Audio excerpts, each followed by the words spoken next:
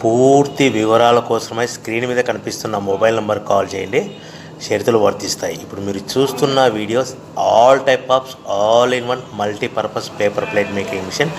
ఈ మిషన్లో మనము 13 ఇంచుల బఫే ప్లేట్ కానీ 14 ఇంచుల బఫే ప్లేట్ కానీ ఎక్స్ట్రా డై కొనుక్కొని చేసుకోవచ్చు. అదేవిధంగా ఈ మిషన్లో స్నాక్స్ ప్లేట్స్, రింకిల్ ప్లేట్స్ అంటే 6 ఇంచులు, 7 ఇంచులు, 8 ఇంచులు, 9 ఇంచులు టిఫిన్ ప్లేట్స్, స్నాక్స్ ప్లేట్స్ కూడా ఎక్స్ట్రా డైలు కొనుక్కొని చేసుకోవాల్సిందిగా తెలియజేస్తున్నాను.